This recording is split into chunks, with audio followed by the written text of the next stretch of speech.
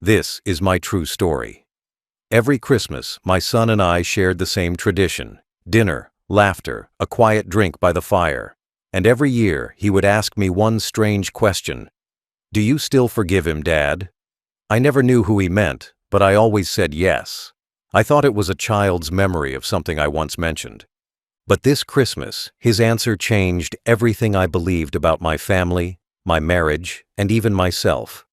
What he told me that night made me drop my glass and lose my breath. Before I tell you, please comment where you're watching from and subscribe so my story can reach more people. Every Christmas night, after the food was eaten and the fire began to fade, my son would lean back in his chair, look at me, and ask the same quiet question: "Do you still forgive him, Dad?" It started when he was a teenager. I thought it was just curiosity, some moral lesson he wanted to hear repeated each year.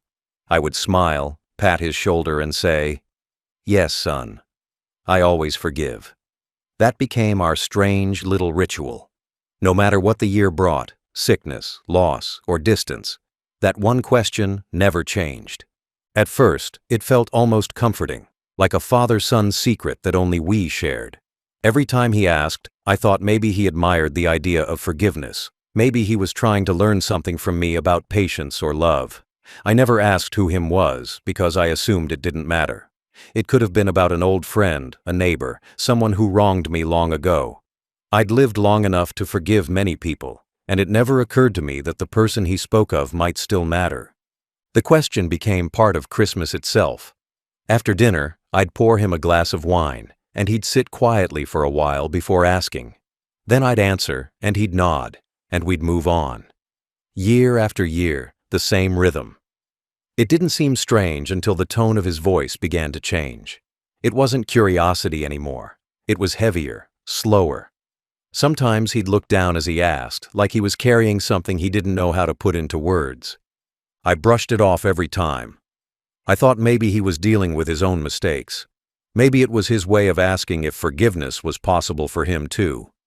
He had his own troubles, his own regrets. I thought that's what it was. I was wrong. This year, as I waited for him to ask, I realized how much older we'd both become. His hair had streaks of gray now, and his eyes looked tired in a way that went deeper than age. But still, he smiled and helped me set the table, the same way he always did. He poured the wine this time, like he wanted to take care of me for once. When dessert was done and the plates were cleared, he sat quietly again. The room was warm, the lights soft, the house filled with that heavy peace only Christmas night can bring. I waited for the question, even before he spoke. I could almost hear it before the words came. It wasn't just a question anymore. It had become the bridge between us, the last piece of tradition we still shared. So when he asked, "Do you still forgive him, Dad?" I smiled like I always did and answered without hesitation. But something in his eyes this time felt different, as if this year the answer actually mattered more than ever. I didn't know that the question I had been answering for decades was not about some distant person from my past. I didn't know that the story behind it was part of my own family, buried deep beneath lies and silence. I thought I was teaching my son about kindness, but all along, he was preparing me for a truth I never expected to hear.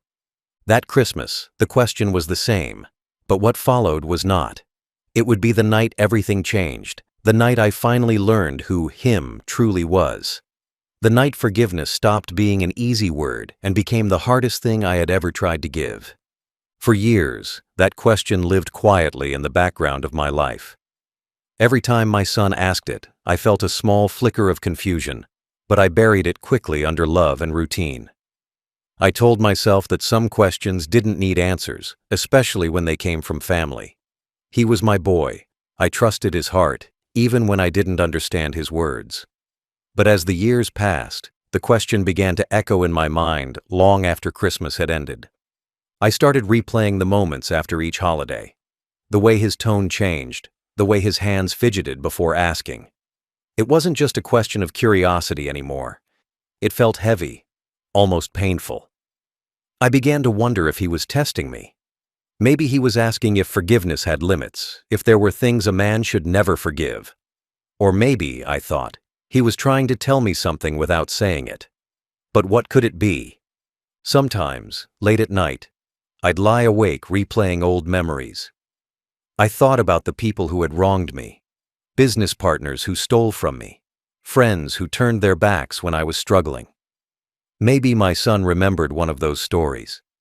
Maybe him was just one of those ghosts from my past. That seemed like the simplest answer, and I clung to it. I told myself not to dig into it. Some memories are best left buried. But still, I couldn't stop wondering why it mattered so much to him. He had his own life, his own family. He didn't talk much about his mother, and I didn't force the topic. She had left when he was young, no warning, no explanation. I raised him alone, worked double shifts, made sure he had everything he needed.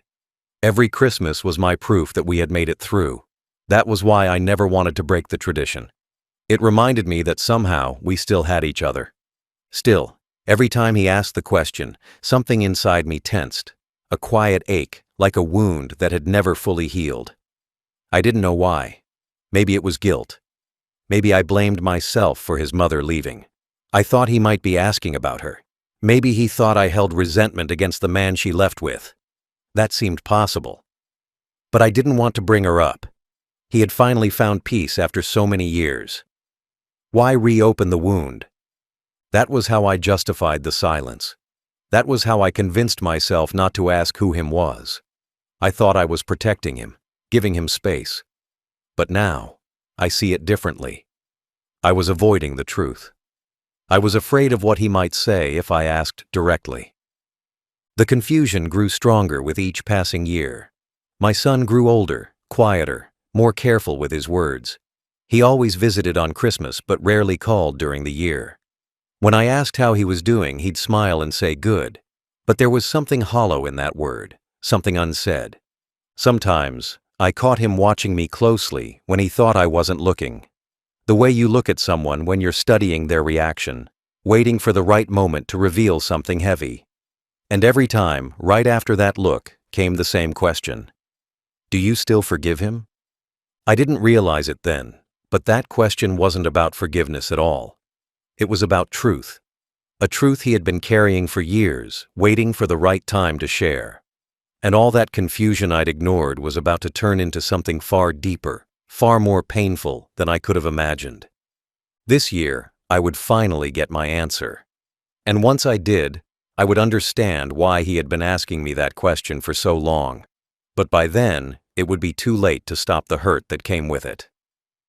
Time moved quietly, the way it does when you're too tired to notice it. The house changed, seasons changed, but the question stayed. Every Christmas, after the tree lights dimmed and the dishes were washed, my son would ask that same thing. Do you still forgive him, Dad? The years between those questions became a blur of work, survival, and loneliness. The silence his mother left behind never really left the house. It filled every corner, every conversation we didn't have. I watched him grow into a man. He finished school, got a job, built a life of his own. I should have been proud. And I was, but there was always something distant in his eyes. It wasn't anger. It was something heavier, like guilt. He'd call me every few weeks, but his voice always sounded careful, measured, as if he was guarding a secret he couldn't let slip. There were moments when I thought about asking him directly. Who do you mean, son? Who is the man you keep talking about? But every time I looked at his face, I stopped myself. He looked so much like his mother. The same smile, the same way of holding pain behind kindness. I didn't want to stir old ghosts. I told myself the past was gone, that forgiveness was a choice I'd already made.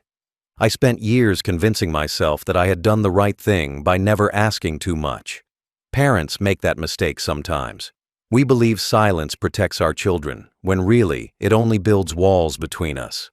I thought he was just trying to learn from my example. I had told him stories about forgiving people who wronged me, co-workers, neighbors, even relatives. Maybe he was remembering one of those. Maybe he admired the idea of a man who could forgive and move on. That's what I told myself.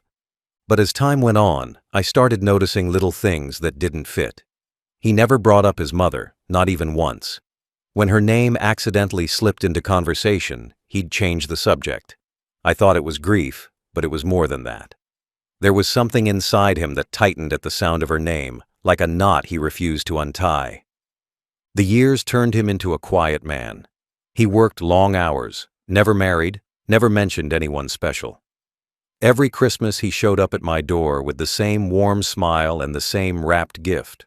Always something simple, thoughtful, something that said he still cared. But behind that smile, I could see it. That unspoken question burning inside him long before he said it out loud again. Sometimes after he left, I'd sit in the empty living room and stare at the photos on the wall. His mother's picture was still there, even though I hadn't looked at it properly in decades. I used to wonder if he resented me for keeping her memory alive. Maybe he blamed me for her leaving. Maybe that's what the question was about. Maybe him was me. That thought haunted me for a long time. What if the person he wanted me to forgive wasn't a stranger, but myself? What if I had failed in some way I couldn't even remember? But no matter how much I searched through the memories, I found nothing except love. I had done everything I could to keep us together. I never stopped being his father, never stopped trying to be good enough. Yet as the years went by, that single question grew heavier. It followed me like a shadow, a quiet reminder that there were still truths I didn't know. I thought I could carry that mystery forever, but time has a way of forcing answers when you least expect them. And this year, the answer would finally come. Not in anger, not in shouting, but in a few quiet words that shattered everything I thought I knew about my life, my wife, and my son. Christmas became the only day that truly felt alive in my house. The rest of the year was quiet, slow, almost empty. But every December, the sound of my son's footsteps returned warmth to the walls. We had our traditions, simple, familiar, the kind that gave structure to time. I'd roast the same meal, light the same old decorations, play the same soft songs that used to fill the house when his mother was still around. It was all I knew how to do to keep things feeling normal. He always arrived right before dinner. He'd bring a small gift, sometimes a book, sometimes a sweater. Nothing fancy, but thoughtful. We'd sit together, eat slowly, and talk about work, weather, and old memories. We never talked about her.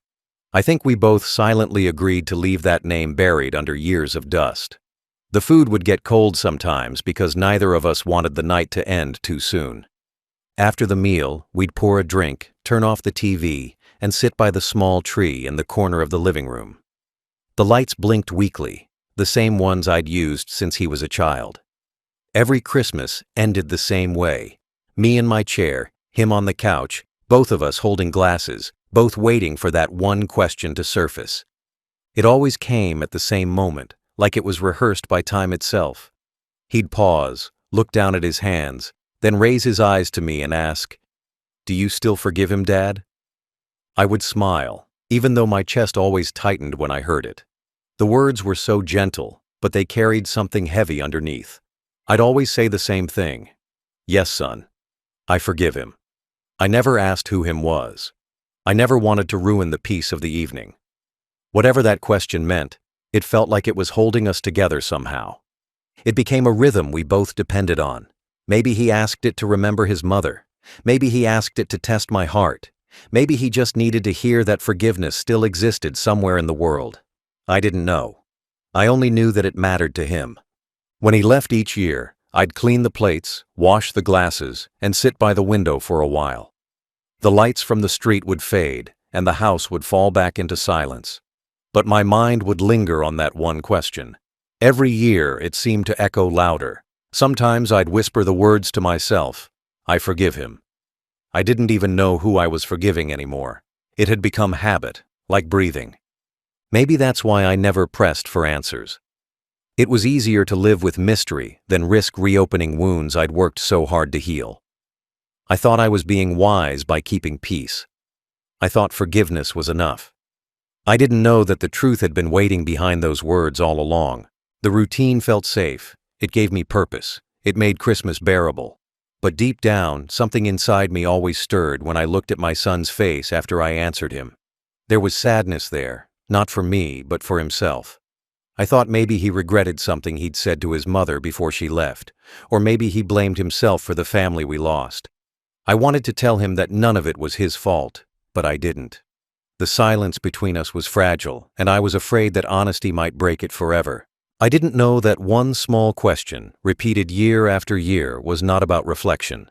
It was about confession. And this Christmas, he would finally stop asking and start telling. And when he did, the world I had built on forgiveness would crumble in a single moment. That Christmas night felt different before it even began. The air in the house was colder than usual, even with the fire burning. I had set the table the same way as always. 2 plates, 2 glasses, 1 small candle in the center. The smell of roasted meat filled the room, but I couldn't taste anything. Something in my chest felt heavy, like I was waiting for a storm I couldn't see. When my son arrived, he was quiet. He hugged me, but it wasn't the warm kind of hug we used to share. It felt distant, almost forced. We sat and ate in silence. He picked at his food, asked a few polite questions, but his eyes kept wandering, to the photos on the wall, to the floor, to the clock. He seemed nervous, as if the room itself was pressing down on him. I tried to lighten the mood, told an old story from when he was a boy. He smiled, but it didn't reach his eyes. There was something trapped behind that expression, something that wanted to come out but couldn't. I poured him a drink. He refused the first time, then changed his mind and took it. He drank it fast, too fast. That was when I knew something was wrong. My son was not a drinker. He never needed alcohol to speak his mind. That night, though, he was drinking like a man trying to build courage. After dinner, I suggested moving to the living room. We carried our glasses, and I turned on the tree lights. They flickered weakly, casting soft colors on the walls.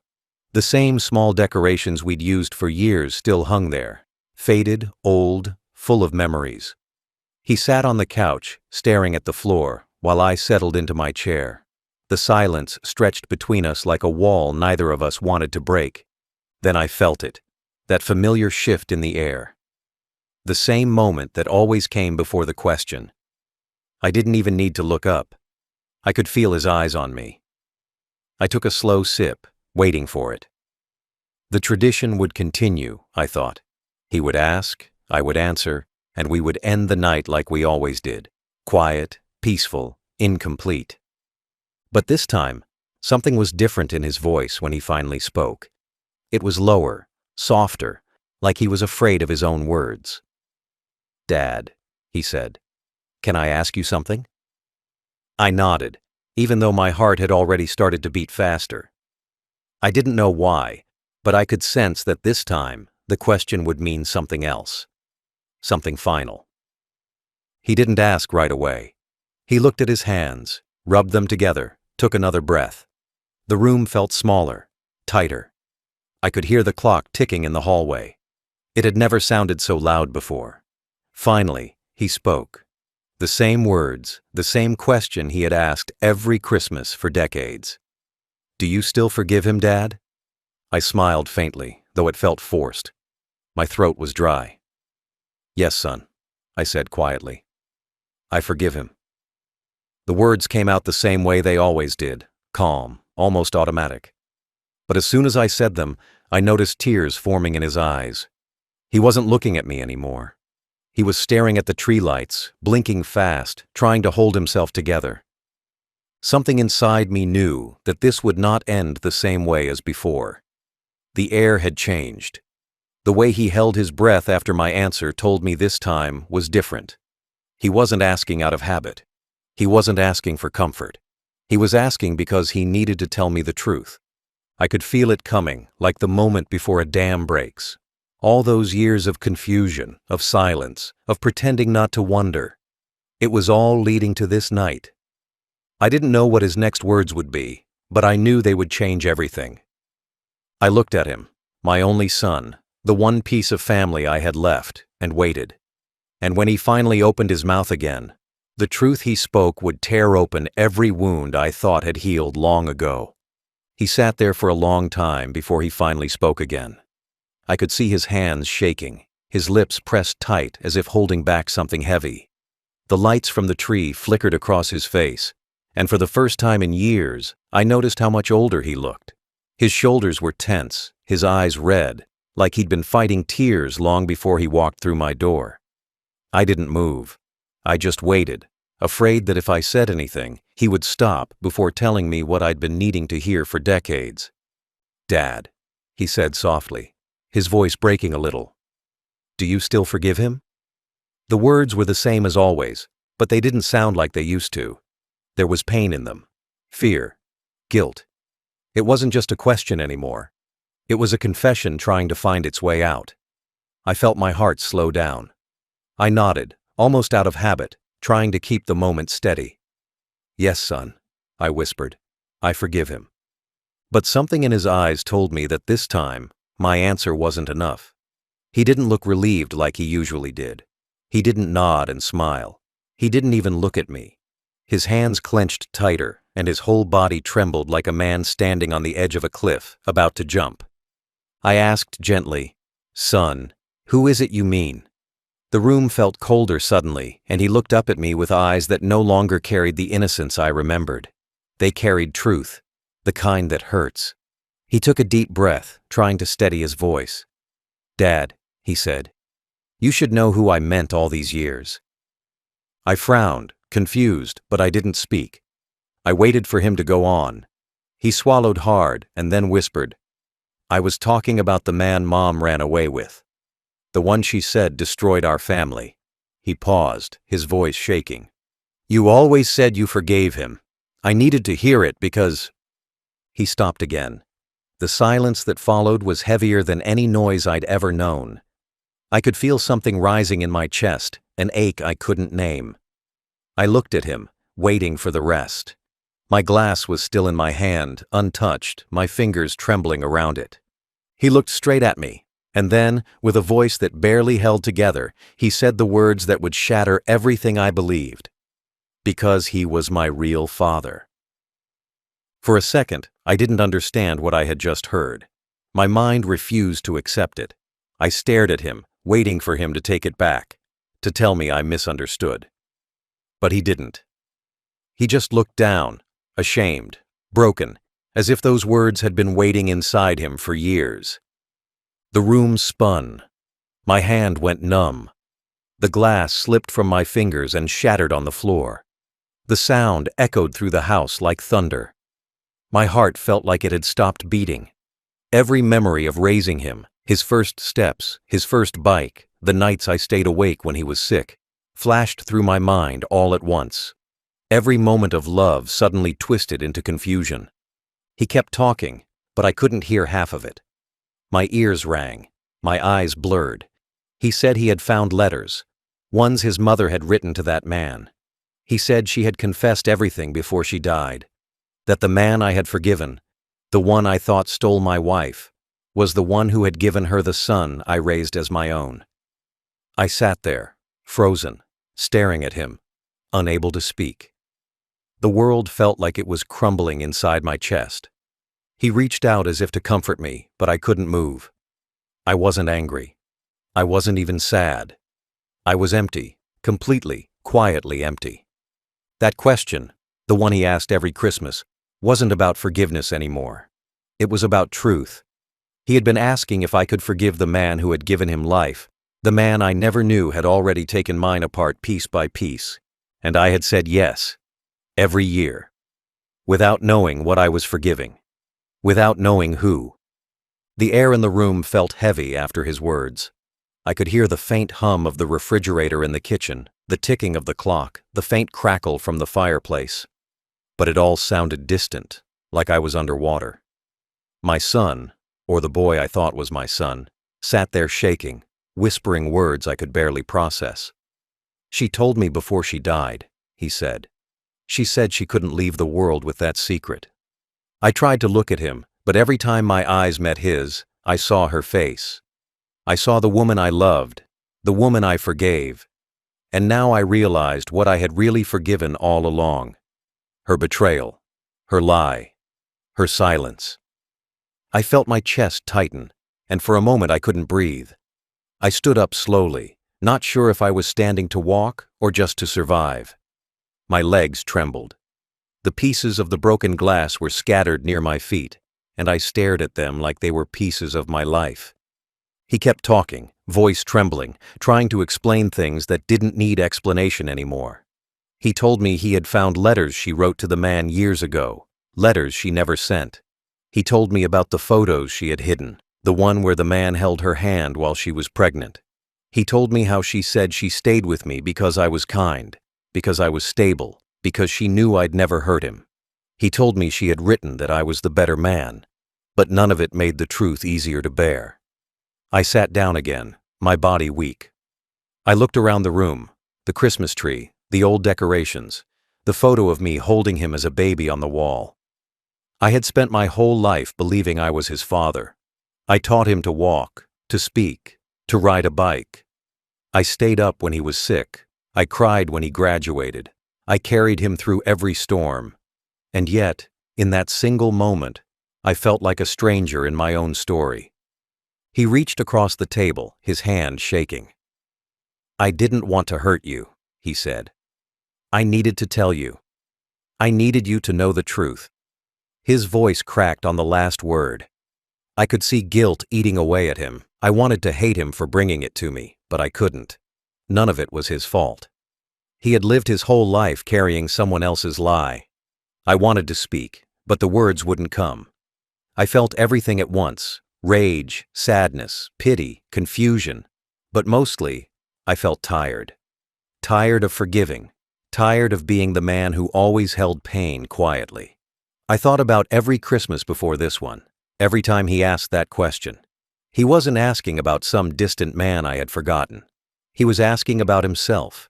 He needed to know if I could forgive the truth of his existence. And every year, I said yes, without even knowing it. The realization hit hard. All those years, he had been living in silence, wondering if I'd still love him if I knew. All those years, I had been loving him without knowing who he really was. And somehow, that made it all more painful, not less. Because I did love him, I still did. Nothing could erase that. I looked at him finally, my voice barely above a whisper. "You're still my son," I said. The words felt strange leaving my mouth, like they were coming from someone else. He broke down then, tears, shaking, years of guilt spilling out at once. But I didn't move to comfort him. I couldn't. Not yet. The truth had freed him, but it had imprisoned me. I felt like my entire life had been rewritten in a single night, every memory recolored by betrayal. Yet, deep down, beneath the pain, there was still love, bruised, but alive. And maybe that was the cruelest part of it all. I had spent a lifetime forgiving what I didn't know. Now, I would have to learn to forgive what I did. For a long moment after his confession, neither of us spoke. The clock on the wall ticked, slow and steady, marking each second of silence like a reminder that life still moved, even when hearts stopped. My son, or the boy I raised as one, sat across from me with tears running down his face, his hands gripping his knees, afraid to look up. I stared at the floor, the shards of glass still scattered where they had fallen. The sound of the shattering echoed inside my head again and again. It was as if that was the exact sound of my world breaking. I wanted to say something, anything, but the words were trapped behind a wall of shock. I tried to speak, but my voice came out dry and cracked. I didn't even recognize it. I asked him when he found out, though I already knew it didn't matter. The truth was out, and no amount of detail could soften it. He told me his mother confessed everything before she passed, how she had loved another man before marrying me, how that man had left, how she hid the truth out of shame and fear, how she let me believe the child she carried was mine because she couldn't bear to lose both love and security. Each word dug deeper into my chest. I remembered every moment she had looked me in the eye and said she loved me, every time she said I was a good father, every Christmas, every birthday, every "I love you" from my son, now tainted, uncertain. The years I spent working late, saving money, planning a better life for my family, they all flashed through my mind, but now they felt like someone else's story.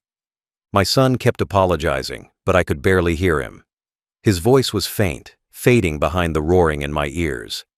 My hands shook as I reached for the photograph on the table, me, her, and him when he was little. The picture looked happy, real, and maybe it was. Maybe love doesn't disappear just because truth is ugly. Maybe I had been a father in every way that mattered. But at that moment, I couldn't see it that way. I saw only betrayal, twice over. He came closer, sat on his knees beside me, and grabbed my hand. "You are still my father," he said. I looked at him, and for a second, I saw the little boy who once held my hand at the park, who cried when he scraped his knee, who ran into my arms every time he was afraid. That image hurt more than anything. I wanted to pull him close, to tell him everything was fine, but my body wouldn't move. My throat tightened, my vision blurred. The air in the room felt heavy. I whispered, "I raised you. I loved you." That was enough. He broke down completely then, his head against my arm, sobbing like a child. I let him cry. My heart hurt for him, but I couldn't bring myself to comfort him. Not yet. I needed to understand what I was supposed to feel. Was I a father betrayed, or just a man who loved too blindly? Minutes passed like hours. When he finally stood, his face was red, his eyes swollen. "I just wanted you to know," he said. I couldn't keep lying. I nodded, but the gesture felt empty. He gathered his coat, said he would come back tomorrow, but I didn't answer. I just sat there, staring at the mess on the floor. After he left, the silence wrapped around me again. I looked at the empty chair, the flickering tree lights, the half-empty bottle of wine. Christmas had always been a day for forgiveness, but this one demanded something greater than forgiveness. It demanded strength. I thought of my wife, wherever she was, and wondered if she ever felt the weight of what she did. I thought of my son, now wandering out there in the cold, carrying guilt he didn't deserve to carry alone. Then I looked down at my hands. They were trembling, but not from anger, from loss. From the realization that everything I had built had crumbled, yet one thing remained. I still loved that boy. Not by blood, not by truth, but by years.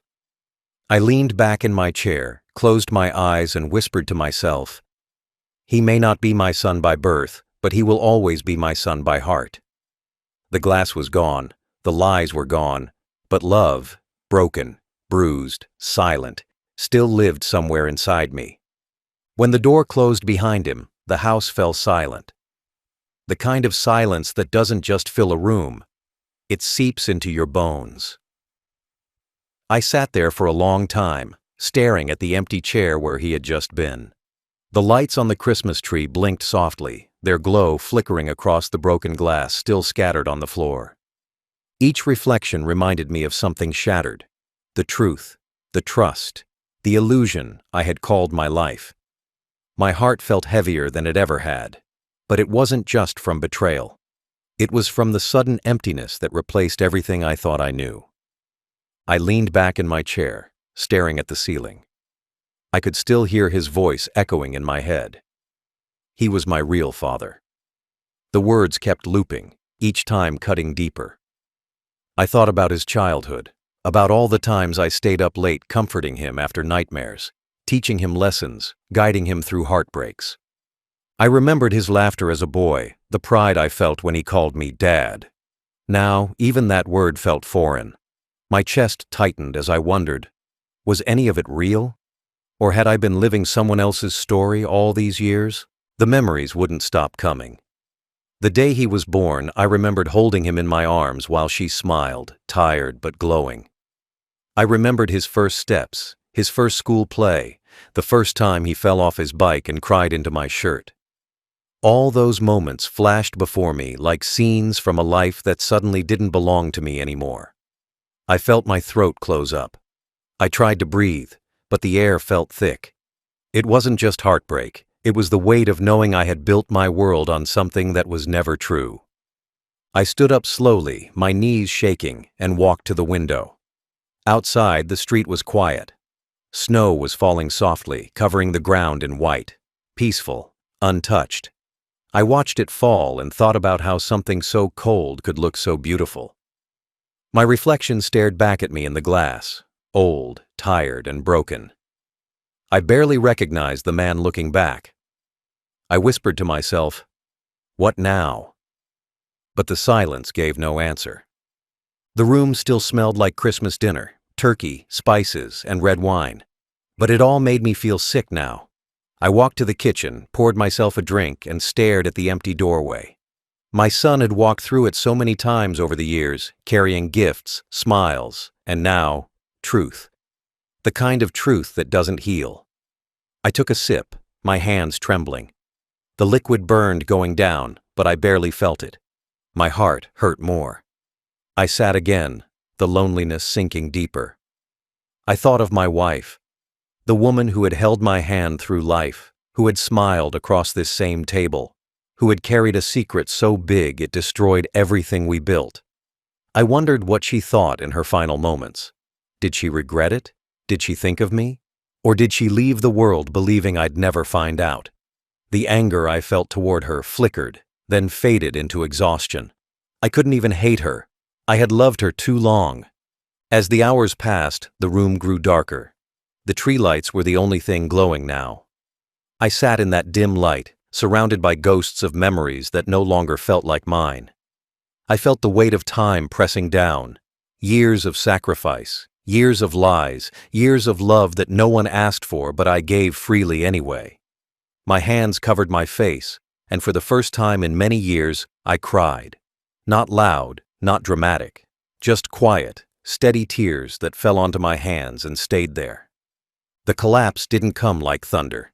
It came like snow, slow, silent, but heavy enough to bury everything underneath. That night, something in me broke for good. Not my faith, not my hope. Those had gone long ago. What broke was the part of me that still believed love could fix everything. Because sometimes, love isn't enough. Sometimes, truth is the only thing left standing after everything else has fallen apart. Morning came slowly. I hadn't slept. The fire had gone cold hours ago, but I stayed in the same chair, staring at the empty wine glass and the shards I hadn't bothered to clean. The light from the window crept across the floor, touching everything but me. My head felt heavy, my chest hollow. The world outside moved on, cars passing, children playing in the distance. But inside, time had stopped. I was somewhere between heartbreak and acceptance, not sure which one would win. I looked around the room. The photos on the wall, the decorations my wife used to hang, the ornaments our son had made when he was little. They all told the same lie, but I couldn't bring myself to take them down. Because even if the truth had broken me, the memories were still mine. Maybe not real in the way I once thought, but real in how they made me feel. Love doesn't vanish just because it was built on someone else's mistake. It lingers, stubborn and quiet, refusing to die even when everything else does. I stood slowly and picked up the broken pieces of glass from the floor. My hands trembled, not from age, but from exhaustion. Each piece caught a bit of morning light, like small reminders that even broken things could still reflect something beautiful. I threw them away one by one, breathing heavier each time. Then I poured myself a cup of coffee, black and bitter, just how I felt inside. I thought about calling him. I wanted to tell him to come back, to talk again, to eat the leftovers still sitting in the kitchen. But I stopped myself. He needed space, and so did I. We both had to process what had been lost, and what still remained. Because no matter what blood said, I had been his father all those years. I had raised him, taught him, loved him. Nothing could rewrite that. As I sipped the coffee, I looked at the chair where he had sat the night before. I could still see the fear in his eyes, the guilt in his voice. He had carried that secret like a stone for years, too afraid to let it drop. I realized then that he had suffered too. He had lived his entire life trying to reconcile two truths: the father who raised him and the man who gave him life. That wasn't his fault. That wasn't something a child should ever have to carry. So I made a decision. I would not hate his mother. I would not blame him. I would not drown in what could not be changed. I had spent my life forgiving things I never understood. Now I would forgive what I did, because forgiveness was all I had left. Not as a gift to them, but as a way to survive myself. I went to my bedroom and opened the drawer where I kept old letters. Inside was one from my wife, written years before she died. It was short, almost careless. But reading it now, I saw the cracks between the lines. "You were always the kind one," she had written. "Maybe one day you'll understand why I stayed." At that moment, I did. She had loved me in her own broken way. Not enough to tell the truth, but enough to stay when she could have left. That realization didn't fix anything, but it softened the ache just enough to breathe again. Later that day, I cleaned the table, took down the decorations, and sat by the window as the snow began to fall again. The world outside looked pure and white, untouched by lies or pain. I thought about the next Christmas, whether my son would come, whether we'd sit at that table again. I didn't know, but I hoped he would. Not because I needed to forgive him, but because I needed him to know he was already forgiven. As night fell, I turned off the lights and looked at the reflection in the window. An old man, tired but still standing. I whispered to myself, "Some truths break you, but they also free you." And for the first time in a long time, I meant it. I didn't have a wife anymore. I didn't have certainty. But I still had love, quiet, painful, enduring love. And that was enough to keep me alive.